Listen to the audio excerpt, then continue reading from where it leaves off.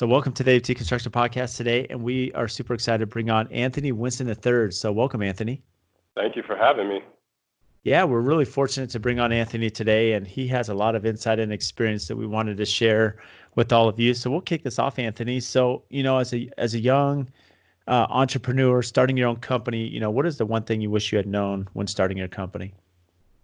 I think a lot of times, people talk about the work and the grind and, promoting yourself, but nobody talks about the people aspect of it, right? Having to deal with sometimes many clients at one time and the different nuances that come along with that. I think that was the most challenging part initially, right? Because I've never really been a people person, but I had to learn to become one pretty quickly. So, I'm used to my last job or couple jobs before, I was kind of a lab rat. So you give me a task and I knock it out, and I deal with management, occasionally. But now you really have to become a people person and manage different personalities. Well, it's funny you say that, because when you think about just businesses in general, there's one side, as you mentioned, when you're behind the scenes and you're just kind of managing your workflow and tasks. But as you become an owner of a company and you start a company, there's a customer service aspect, and you alluded to being a people person. And that I know, in a lot of people I talk to, one of their concerns about growing their company to a certain extent is they don't want to get into just the daily management of people, right? Because it becomes very complex. So how have you learned to refine that skill? I mean, how do you go from being efficient as an engineer or scientist behind the scenes, and now here you are having to interact and manage people and expectations and personalities? I think it comes down to my wants and needs for my family forced me to do it, right? I wanted to provide a certain type of life, a certain type of stability for my family, so I had to do it. When I first started the company, it was just me, right? I was the electrical engineer, and that's all we offered.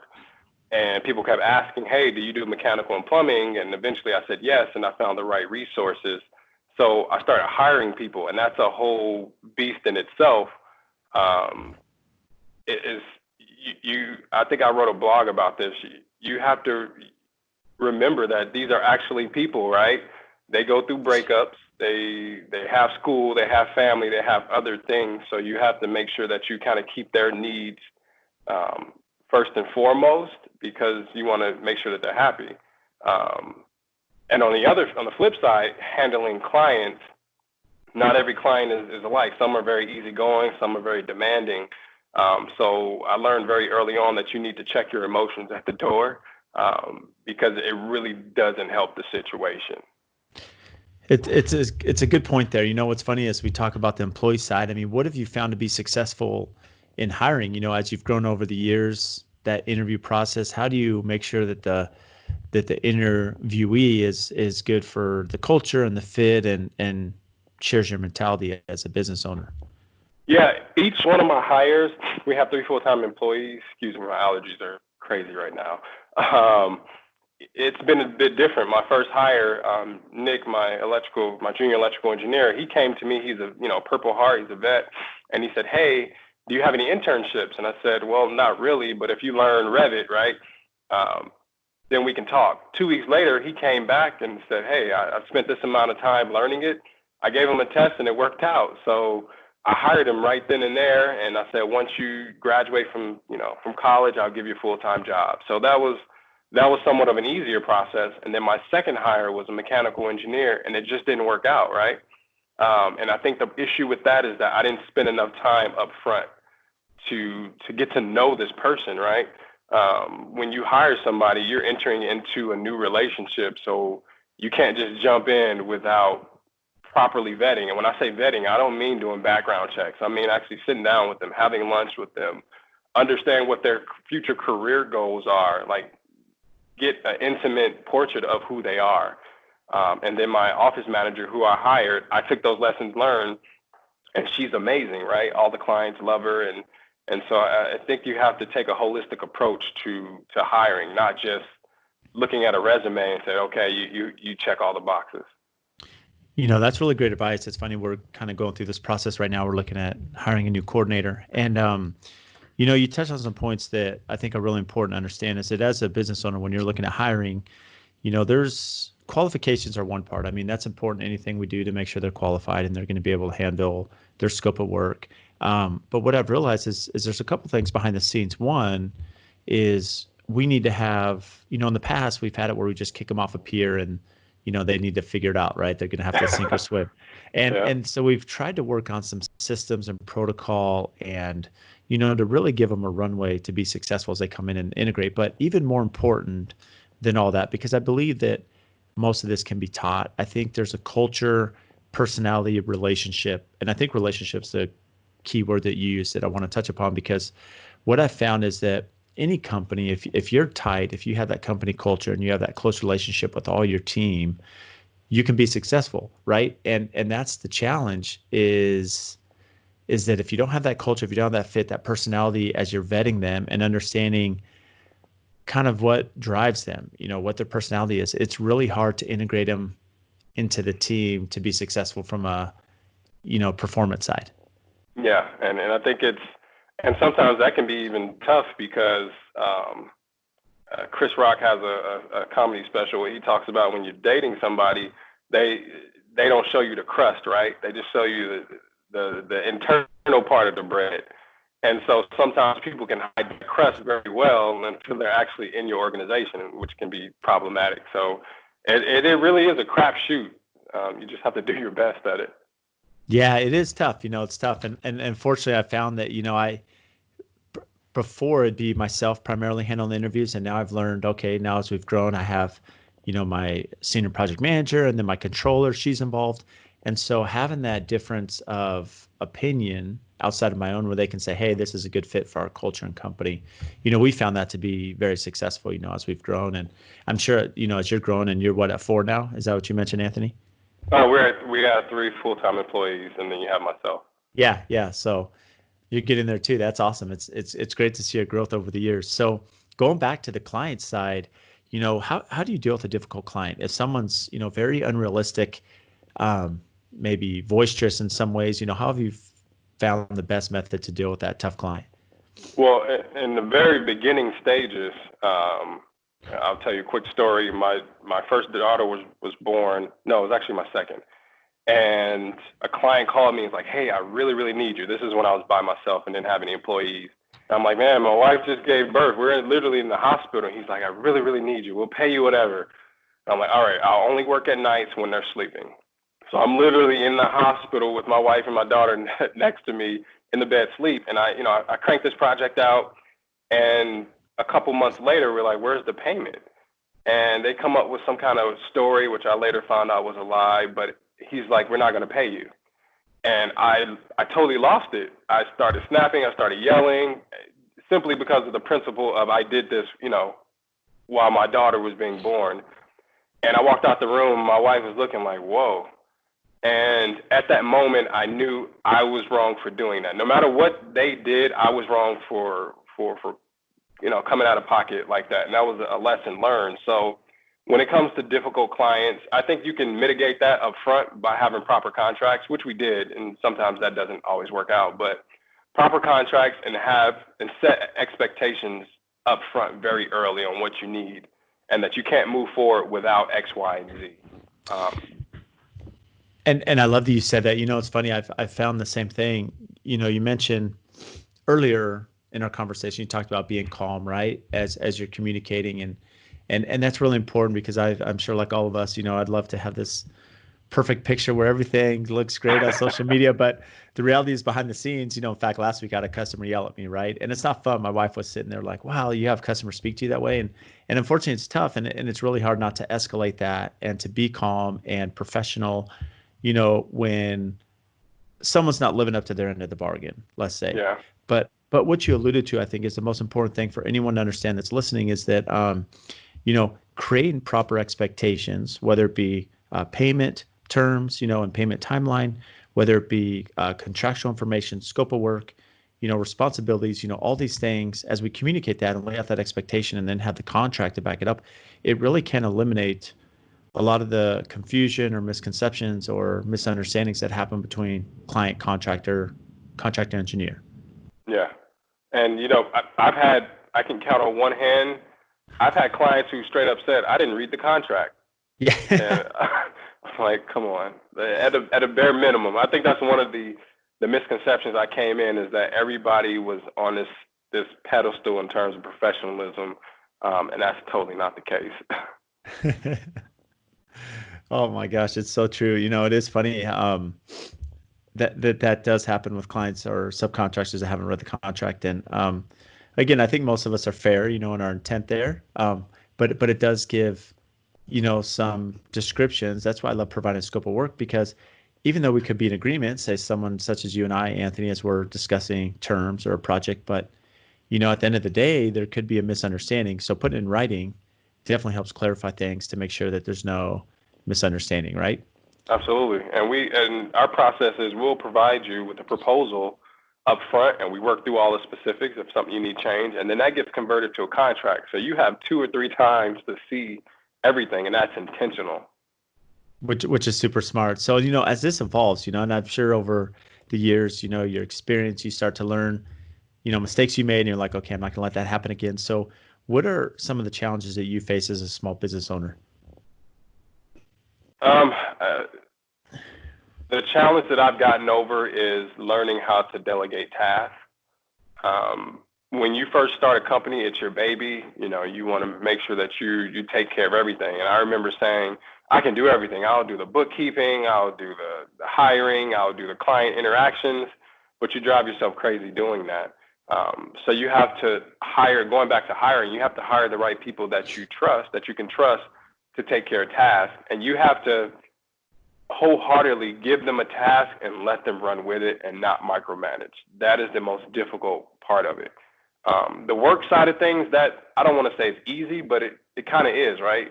A building is a building, and it's similar in terms of scope and what needs to be done. But it's making sure that your team is running like a well-oiled machine, and trusting that your folks take care of business. And if they make a mistake, don't treat it like it's the end of the world. Just say, hey, this happened. This is how we're going to learn. This is how we're going to mitigate it, and it won't happen again. And that's kind of the biggest takeaway in terms of business, because you can't do it all. No, that's great advice. It's funny you say that, because I would say right before I started my company, this was probably 9 years ago. I was at a networking event with a successful company. I was talking to the owner, and he said, the greatest success that he found is he learned how to empower his employees, right? And so what he had talked about is that, most CEOs that are extremely successful, or business owners, are those that understand to hire people that are better than they are, at certain things, whether it be estimating or management or coordination or purchasing. I mean, whatever it is, you find people that are extremely skilled and dedicated, and then you just empower them and let them go be successful. So as the owner, you can focus on delegated tasks. And the most difficult thing, as you alluded to, is when we start a company, like, I wanted my hands in everything, right? Micromanage. I want to know every schedule, what's happening. Are these guys showing up? Did they come today? Where are we at on this bid? And so you have to learn to kind of step away, let them be successful, let them learn, and empower them, and delegate, and hire people that are better than yourself. Yeah, and I would imagine it's much harder for you as a contractor, because you have a lot more moving pieces than I do. And you're dealing with materials and people and schedule. Well, everybody deals with schedules, but that material and a lot of people I'm sure, can be problematic sometimes. Well, it can, but at the same time, I mean, your name's on the line too, right, Anthony? So, it's important for you that your brand and reputation and documentation and engineering, that everything's correct, because at the end of the day, the buck stops at you, and that's where you have to make sure that you have the right people that believe in what they're doing and have that ability to perform and be empowered. Absolutely. Agreed. So one of the other elements to this, right, that, as a small business, is we have to continue to fill that pipeline, right? So sales are super important. And I know that's one of the tasks I focus on a lot, is just business development. So what have you found to be the best method for business development and sales in your company? I'm learning about building relationships, not just approaching people and say, hey, my name is Anthony, here's my product, right? You have to really figure out what people's pain points are. And anytime I reach out to someone, in my mind, I'm like, I touched that person at that point, they're going to get back to me in about a year with the project. So I'm always thinking a year ahead, in terms of reaching out. But I'm on all social media. I try to do what my competition isn't doing, and that's pretty much helped me. I'm involved with local chamber of commerces. I'm on the board of directors for the chamber. Involved with certain city programs like Explore Marietta with tourism. So the goal is to always meet as many people as you possibly can. I have a good friend of mine who said you should be sitting down talking to a new person every single day. And it's not always about me trying to get business out of them. It can be, hey, this person may need a general contractor, right? Well, I know somebody. Here you go. So there's a lot of satisfaction in helping folks, get to whatever their goals are as well. So I was taking vigorous notes here as you were talking because I couldn't even write them all down, right? What's funny is I think there's a lot of ways we can take this. So one of them I want to, bring up is they always talk about one of the keys to marketing is to build a network outside of your industry, right? And you just said this right now that you said, okay, talk to a new person every day. And it doesn't have to be someone that you'll maybe directly work with, right, Anthony? But as you build your network, maybe for you, maybe it's realtors, maybe it's architects, but that's part of your industry, but maybe you're networking with restaurant owners, right? With someone entertainment industry or whatever it may be. And it's funny how, that word of mouth and that bandwidth now increases because as you build outside your network, the whole intent is that people understand Anthony, what he does, and then that will help increase your revenue and sales, reach.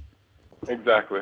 And sometimes it can get repetitive. You're constantly telling your story, but that helps because that somebody in the background may have heard it twice and now it sticks. So, their father-in-law may need an engineer or contractor, and it's like, whoa, I know this guy. Well, they say it takes at least 7 interactions, right, of people to have that bring to their remembrance. And one of the keys to do that is social media, right? And you alluded to this, that, hey, how can I bring value? So what you mentioned is, okay, if I want to increase sales and marketing, I need to understand the pain points of my customer. So what are the pain points? What is it that's driving them? What are the issues they're having? How can I solve those? How can I bring value to them? And there's a few ways to do that, right? You can do that through experience, through networking, through communication, through questions. And then as you mentioned, social media, right? And what I've seen, and I've said this before many times, is that I've seen the most successful people that we've gone into business with are not those that the minute I connect with them are like, hey, Brad, this is my company. This is what I do. That solicit really is a turnoff. But, the companies that are there for 6 months supporting and commenting and engaging and liking and, showing they can bring value, and then they come and approach with an opportunity, it's a lot. I'm more prone to have that communication with them and less resistant.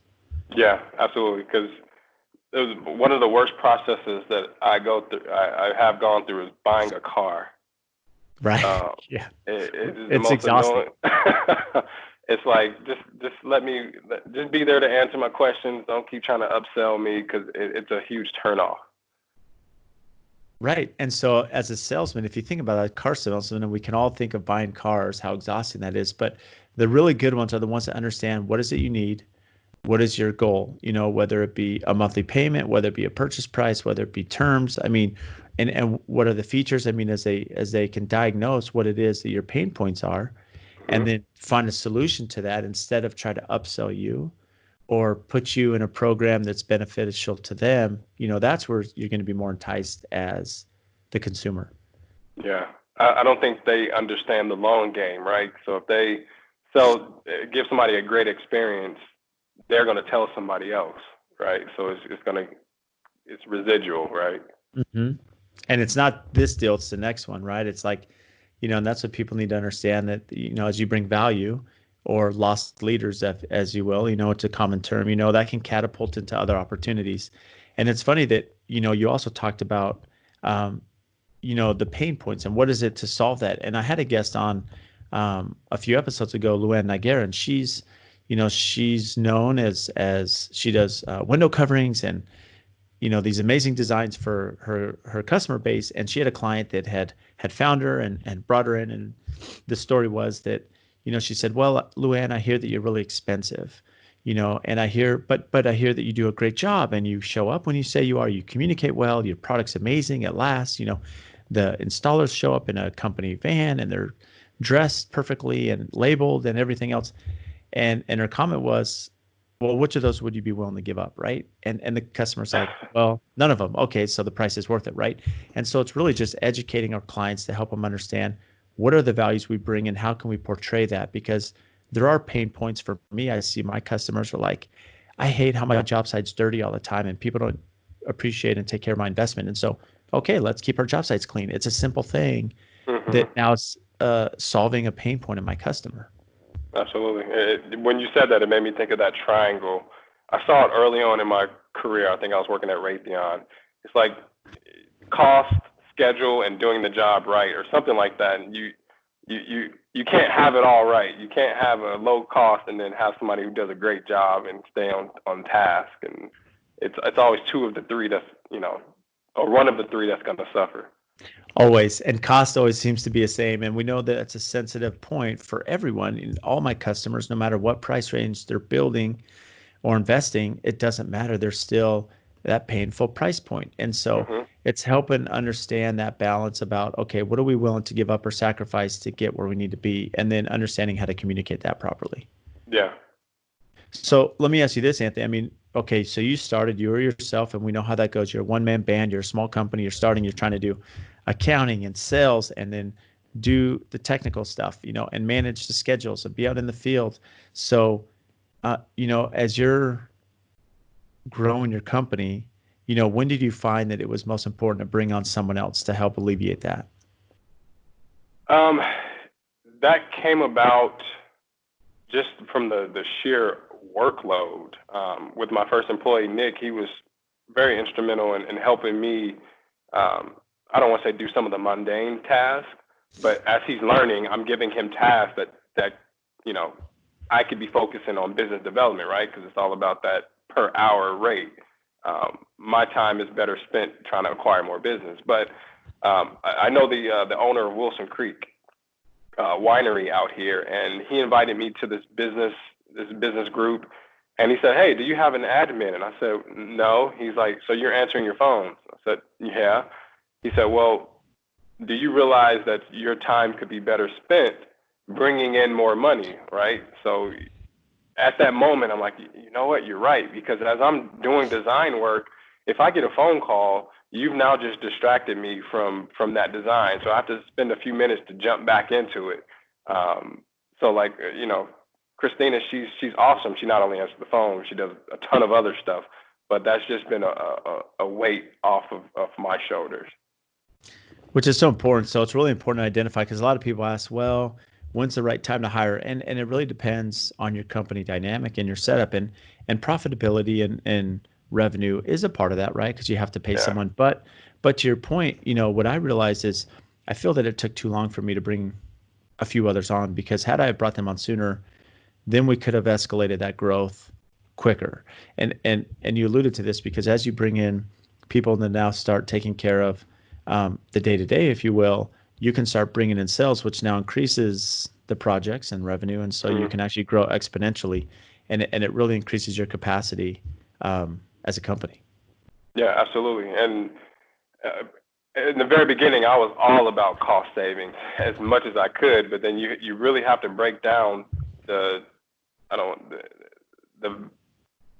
future value of that investment that you make, whether it's like we use Monday.com for scheduling. It's not cheap, but it's worth it, right? It's just like you said, the lady who did the window coverings, it comes with all these bells and whistles, so you're going to have to pay the cost for it.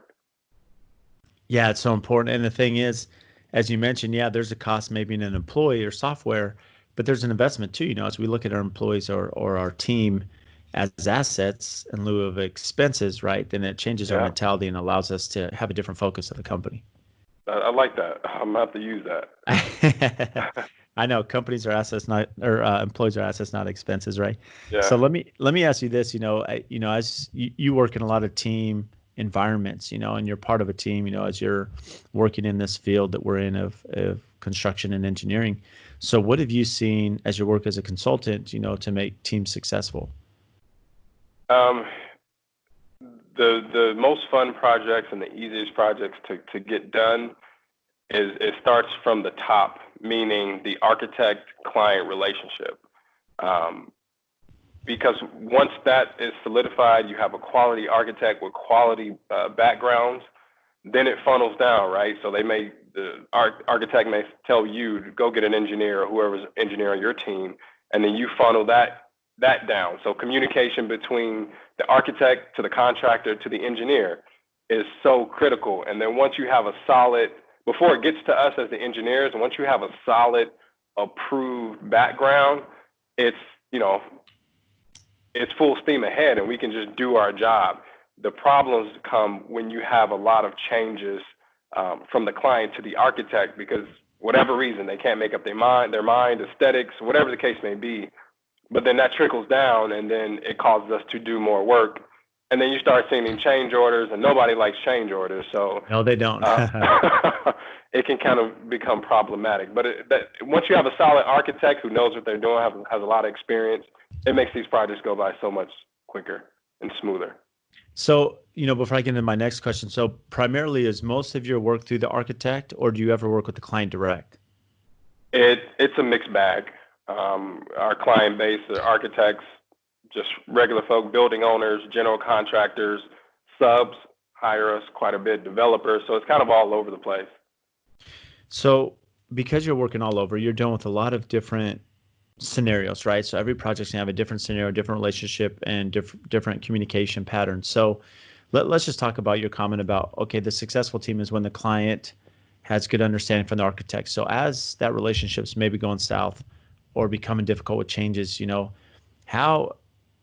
what opportunity do you have as a consultant, right, an engineer, to help kind of solve that quandary, if you will?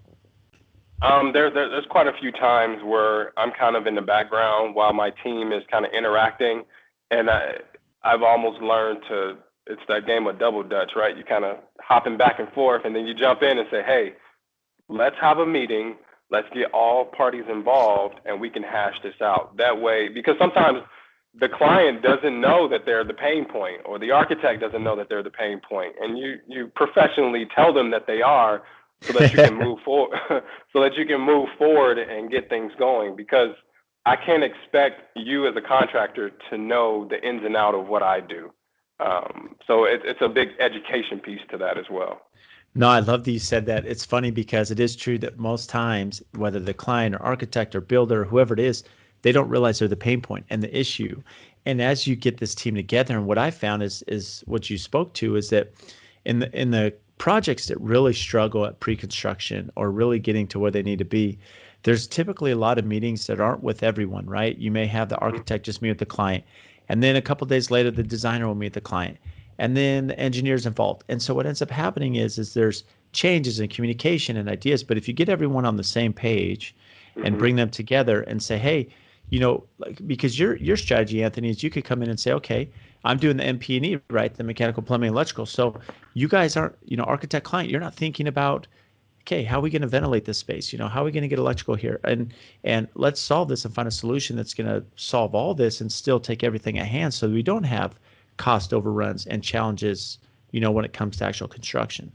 Oh yeah, there's quite a few times where, somebody has an existing warehouse and they have this nice, pretty building, and I'm like, well, where are we going to put the condensing unit? And they're like, oh, I didn't think about that. So, right, and they're not thinking about all the nuances. I mean, because you're the expert in the field, so you're going to understand all the little things that have to happen to be properly designed and planned, and they're not seeing that. And so as you can educate them and bring that team together and communicate that, there is opportunity for maybe VE, value engineering, or creative design. And, so then that way that the builder's going to be happy at the end of the day, because now everything's going to jive, right? And he can actually build a plan. And it's awesome when you have a builder involved early on, because there are quite a few times where it's just the architect and engineer, and then the builder comes in and says, what the hell we can't even build it, right? So It's so true. It's funny. Every project, and I tell my customers all the time, and even those if they're not hiring us from the beginning, I say, you know what, the best project you'll ever have, if you could bring on the engineers, designers, builder, and architect at day one. If you plan on doing a project, commercial, residential, bring the team together, put them in, and let them work towards the budget, let them work towards the success, because all of them will have different experience and insight that'll help you achieve your success. Where we always have the most challenges is when the architect and designer and engineers do this amazing design, they bid it out, and then there's this handoff, but the contractor wasn't involved from the beginning to get some insight, and there's always discrepancies that come up and challenges that could have been avoided had the contractor been involved from day one. Yeah. I finish projects and they'll say, "Hey, do you know a general contractor?" I'm like, And it's a tough spot for you to be in too, because there's so many variables that go into that. I mean, as we spoke about just in hiring, right? So much of the relationship is personality, and there's they talk about in the medical field that most doctors, as they're sued and litigated for malpractice, it's because they didn't like their doctor, right? They had poor bedside manner. And so they said like 90% of doctors that are sued for malpractice are because the clients didn't like their doctor. And wow. and it's funny because, yeah, and you apply that to us, that it's really true. I mean, we're essentially married to our client, right? So for a couple years. And so if that relationship's not there, if there's not good communication, if there's not good personalities, it's going to be a struggle. And so that's why it's really important to interview and have a good engineer and good architect and good builder, because as you have that camaraderie, most of the stuff we can solve before we even break ground. Yeah, absolutely. So, and let's dive into some. I know you're really active, Anthony, as we mentioned. You're really active in the social media. You're active into writing and blogs. And so, you had written an article mentioning how clients own you when signing a contract, and they don't. They may not care about your sick kids. So how do you set that expectation with them before you start? It's really tough to do it, right? Because you're essentially trying to date somebody. I equate it to that. You're trying to date somebody, and you don't want to initially tell them what you're not going to do, right?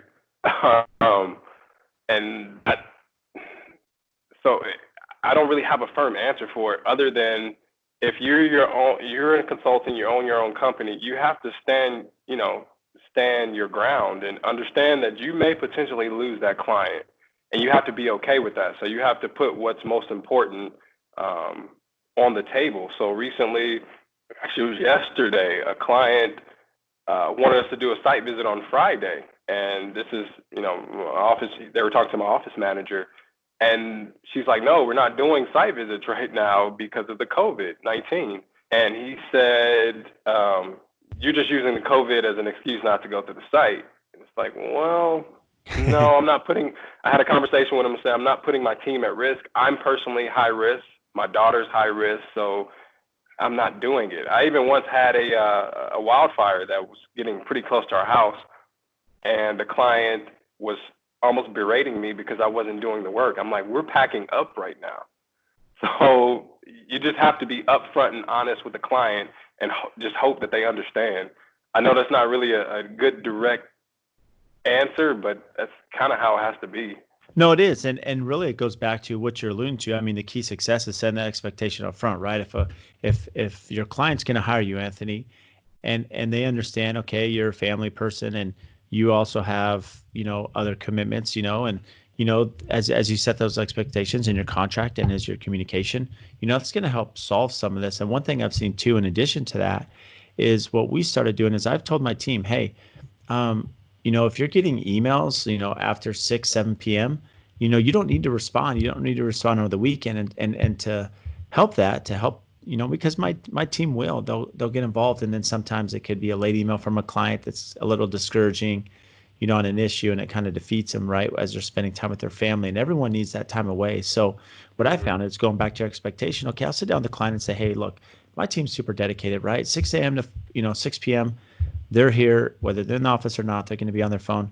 But if you have something that comes up, because some of my clients, they work long days, and so they're going to email at 9 p.m. at night. And that's only because that's the downtime they have. It's not, there's no malintent there. It's just that's their downtime. And so I tell them, hey, you may not receive a response till the next business day or till the following Monday, because it's important that, our team is able to recharge those batteries, and they understand that. So it goes back to your expectations. We set the expectation with our team, with our staff, and with our customers. We can better bridge that communication. And hey, if there's an emergency, if your house is flooding, absolutely call. I tell my clients, if there's an emergency, call my staff, call me, shoot a text. But if it's just something we need to follow up on, send an email and we'll get to it, at the next working day. Yeah, that's good. You have to make sure that the personal lives is what's most important. Because at the end of the day, when I leave, when I die, my headstone or whatever is not going to say he was an awesome engineer. It's going to say he was, a good husband, a good father, a good son, whatever the case may be. And just what you did will be a footnote.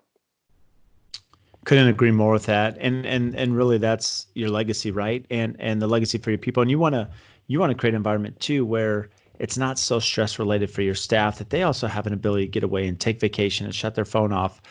Where they're, I have to find myself being careful too as the owner that I'm not falling into that trap that, hey, I'm not emailing them at 8 p.m. Hey, did you get this done? This bid, and I have to be really careful to say, hey, let me just put it on my to-do list. I'll check with them tomorrow, so that way they can enjoy their personal time. Oh yeah, the snooze button in the emails, because our service through Gmail is amazing. Yeah, it is good. Well, it's funny because like all of us, I as a business owner, I seem to always be working all the time, and things come to my mind, and it's information out, and I have to be careful that, hey, I don't want to set that precedence for my team either. Yeah, and what I did to help that is about a year and a half ago, I got a second cell phone. So when I leave, my home office, I leave my work phone in my office when I'm done for the day. Because even if you get a ping for an email, you'll look at it and you may see the first few lines, and now it's on the back of your mind. And if it's stressful enough, then it can, ruin your time with your family. It can, and that is so hard because I found, that email comes, you read that headline, or that, as you get that notification, and it can change your mood. And then if, my kids are screaming in the background, now I'm already stressed about this work issue or conflict, and it can integrate into my home now and with my children that didn't really have anything to do with it. And that's where it's really important to understand how we deal with conflict, how we deal with issues, and whether we have two phones like you have, Anthony, to solve that issue, or, whether we put our phone down or put it on airplane mode. I mean, we have to find some way that we're, overcoming the stress and anxiety that come with our day-to-day jobs. Absolutely.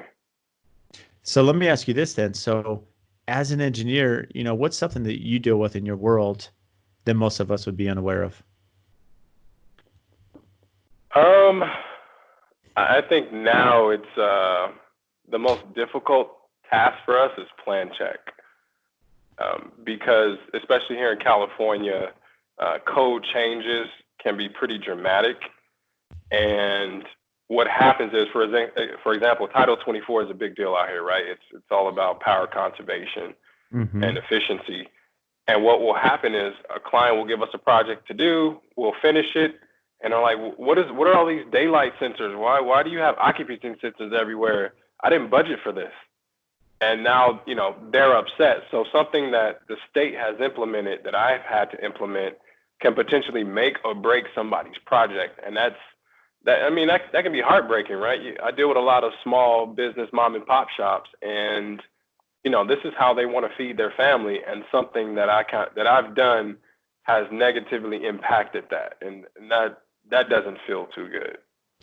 That's so difficult because where you're at, you are at the forefront of a lot of code changes and these stipulations, and most people don't realize that, yes, there's great intent behind this, power conservation and solar power that's going to be required on every new build and commercial residential. But what ends up happening is that drives up the cost of the project, for a homeowner doing a residential home or for a commercial developer doing a hotel. It doesn't matter. There's these occupancy sensors and everything else you're putting in that are now by code.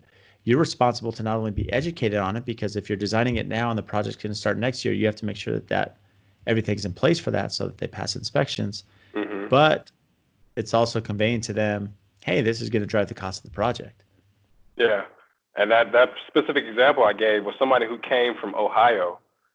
So they had zero idea about what California will put you through in terms of building costs. California is not for the weary. I'll tell you. It's funny because I grew up in San Diego, so I worked in San Diego and I did electrical, and moved to Phoenix when I was 25.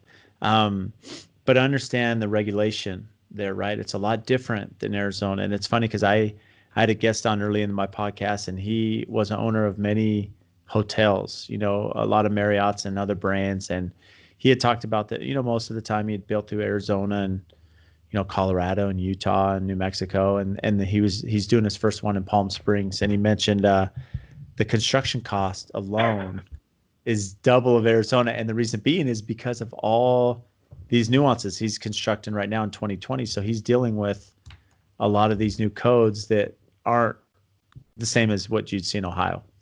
Yeah, I'm doing a personal project of my own. I'm looking at ground up, and CEQA is the ugly word around here, right? So it's the California Environmental Quality Act. I think that's what it is. And the fees are just crazy. I mean, we have fees for it's a kangaroo rat fee. Yep, the kangaroo rat, yep. And it's a couple other things. And then on top of that, I assume this is everywhere, but if you come across Native American artifacts, or you discover some bones, or whatever the case may be, a burrowing owl stopped a movie theater build local out here. So it's interesting, and I get the whole purpose of it, right? We got to take care of this earth, but there's still that development cost that can be very prohibitive.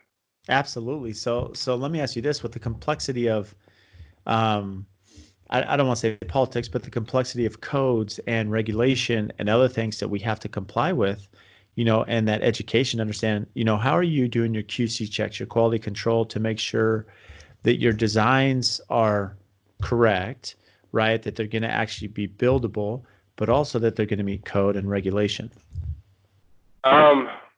A lot of it comes down to us. Like, I have a checklist for example, for doing custom homes, and it has code references, and it gets updated regularly, so that you can really go down and make sure that you're hitting every point. And then two, once you go through plan check, they hardly ever let you through plan check without some kind of comment. So we work in multiple states, and within those states, you have different cities and jurisdictions, so they have their own little nuances. So you try to mitigate that as much as you can, but sometimes it's very difficult to catch whatever the city may do, because one city may like this way and the other city may like it another way. So, and we also do peer reviews and things like that. So, more experienced folks will catch something immediately. I love that. So there's 2 points here. You talked about checklists and peer reviews, and it's funny. A mentor of mine, he's a pilot, and he said, Brad, and he applied this to a lot of ththings in life, but, as a pilot, you have a checklist, right? As you sit down in your plane and you go through your checklist, and there's many items, right? As you're checking gauges and, all the mechanicals and other things, there's protocol before you even, start the engine in preparation for takeoff. So you go through this checklist, and it's really a life or death checklist, right? You need to make sure everything's performing. And he said in business, it's very similar, that you need to have a checklist, right? You need to have protocol. And so as you have a checklist, it really becomes dummy proof, as you will. So, as you have it laid out, and in essence, that's what we've done. As you've learned and had these projects, you have a checklist, Anthony, that, okay, if we're doing a custom home or we're doing a commercial building, here's our checklist, here's our protocol to make sure we're hitting A, B, C, D, E. That way nothing falls through the cracks. And then, that checklist should be evolving and updated, because, as you're working with different municipalities and cities and, counties, they're all different, and you have to understand, what do they require? What do I need to make sure your ducks in a row? Yeah. One thing I think one way that I've been lucky that I started out in California is that LA County is by far the hardest city to get through. And once you make it through there, everything else is pretty easy. Yeah, that's the best way to go, right? Yeah. So are you from California originally? No, I'm actually originally from Chicago. Spent the first 14 years of my life there, and then lived in Arizona for a little bit through ninth grade, and then I finished out high school here in Moreno Valley. But then I went back to Arizona State, so I'm very familiar with Arizona. So you love the heat, huh? Do you miss it? Not at all. I went to when I went to Arizona State, I went to summer school every single year just so I can graduate in 4.5 years. And that at the time the campus was a square mile, so yeah, that summer heat is no joke. Yeah, summer school in ASU, that'd be quite the venture. I love it.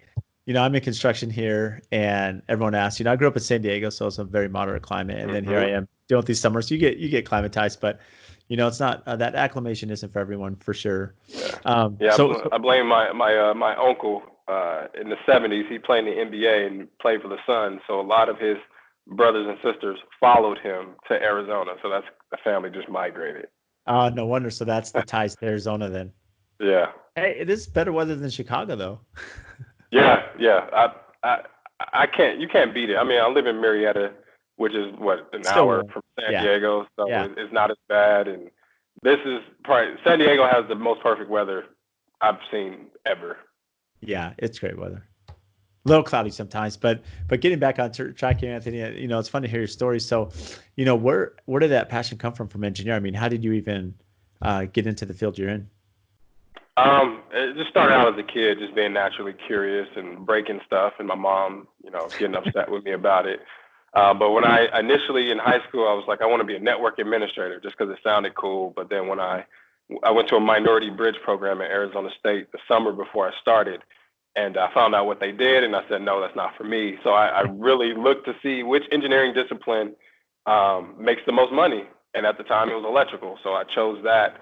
And I was lucky to have a professor in one of my upper division classes saying, hey, the power industry, a lot of folks are retiring. A lot of people are aging out. You should really look into this. And, I was a great student in high school, but in college, I struggled a lot. I needed a lot of help, but I just wouldn't quit. So once I started getting into those upper division power classes, it became easy. So I'm like, this is definitely the path for me. That's amazing. And so, as far as that passion, did you end up working for a firm before you ended up starting your company? No, I kind of took the long route. Wow. My first job out of college was at Raytheon. I worked in missile defense, building test stations for radar and missile systems.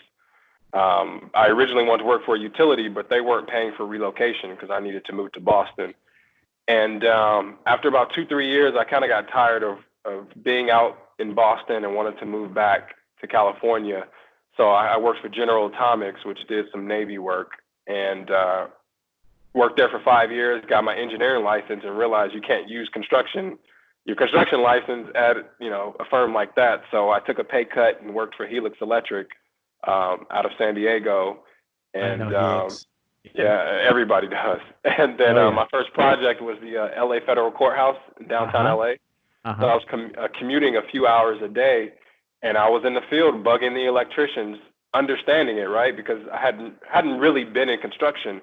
And once I saw drawings and heard their complaints about drawings, I taught myself how to use different programs, and here we are today. That's an amazing story. It's funny, I know Helix Electric. I did some subcontractor work along with them in Little Italy in San Diego. Okay. But going back to your comment there, so it's interesting. So, there's some advantage to having that versatility, right? That instead of, just maybe being in your little sandbox of engineering, you had a lot of experience working for other companies and understanding their systems and protocol and how they manage their people. And so I'm sure that's really helped you, because a lot of people say, hey, Brad, I want to start my company. And my always first question is, well, go work for someone, because whether it's your exact field or not, one of the challenges of just starting your own, you only know what you know. So going somewhere else, you're going to understand different management styles, even if it's a different company, right? And techniques and scheduling and management and software and all these things that now you can now use for your experience and gain as you start your own thing. Absolutely. Yeah, it's these were, Raytheon's multi-billion-dollar companies, so the hierarchy was pretty substantial. And I remember out of college, I'm like, I want to be the CEO of a big, huge company. And when I got there, I was like, no, that's not for me. Because you move away from tinkering and you start getting into a lot of spreadsheets. And that, when I saw my manager doing that, I was like, he doesn't look like he's having a good time. Yeah, there's definitely, and it's great to have that experience, because you may think you want one thing in your profession, but having not seen that firsthand, you wouldn't really know, right? And I think that's really Yeah. valuable for anyone listening is chase that experience. I always say chase experience, not money. Chase that experience. Even like you said, you took a lower paid job, when you were, going to Helix Electric. Well, that allowed you now to get to where you are. And sometimes you have to do that to take a step back, to take a step forward. And that's okay to do so. And most of us will be working towards 65, 70. So even at 30 years old, you can hit the reset button. You still have 40 years of your Yeah. professional career, right? And most of us just get too sidetracked, with that mentality. So Yeah, and I think I always wonder, if worst case scenario this thing didn't work out, and I wonder if I could be an employee again. And something tells me it would be very difficult. Oh my goodness, no doubt. So let me ask you this, Anthony, as far as, the experience you had working for all these companies, what are some other avenues of continuing education? I know that you're an avid reader and different books. Are there any books that have had a big impact on you and how you navigate the business world? In terms of the business world, there are a couple. I like Simon Sinek's book, Leaders Eat Last. I'll touch on two of his books. So Leaders Eat Last, he took kind of a tribal approach to how you manage your employees, and that really kind of changed my views of how you treat your employees, and I think it worked out for the best. And then start with why. We kind of touched on this before. Initially, I would come and say, "Hey, I'm Anthony. These are my products." Where you need to start with why. My name is Anthony.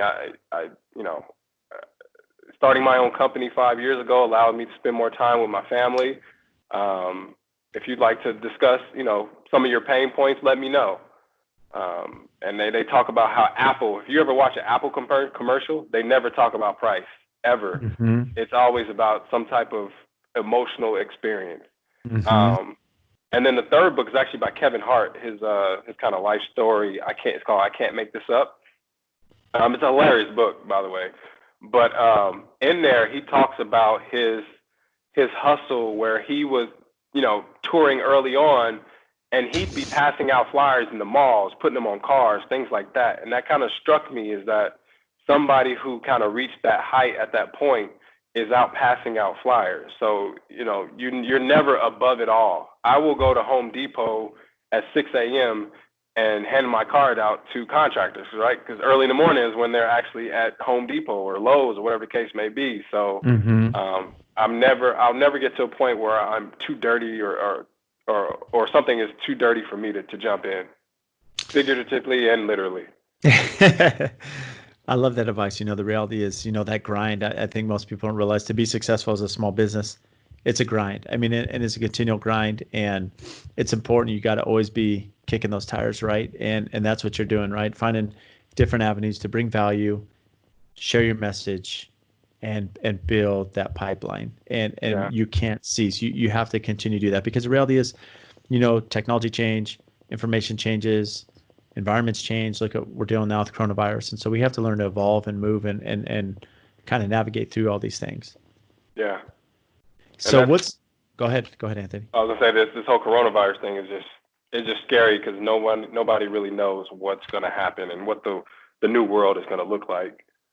Right. I know, as things start to stage open, and it's not business as usual. So how does that affect travel, restaurants, communication, shaking hands, how does our society change? It'll be interesting to see how this evolves, and how, and that's why it's important for us to really look at our companies and situations and dynamics and protocol, and, okay, what are we doing? How can we refine that? How can we better it? Just to provide a better service, bring value, right, to our clients, Yeah. as you've alluded to throughout this entire conversation. So what's next for you, Anthony? What are you excited about? Right now we're just we're getting a lot of activity from a lot of different architects, because now with the pandemic, people are concerned about social distancing and things like that. So building designs will change. So that's kind of exciting. Accessory dwelling units has been a buzzword out here, trying to help with the homeless situation. So I think there are some really good opportunities.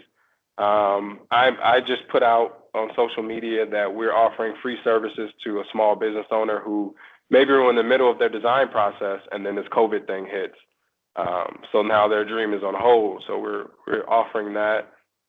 And then personally, I'm trying to look at other business opportunities, right? To kind of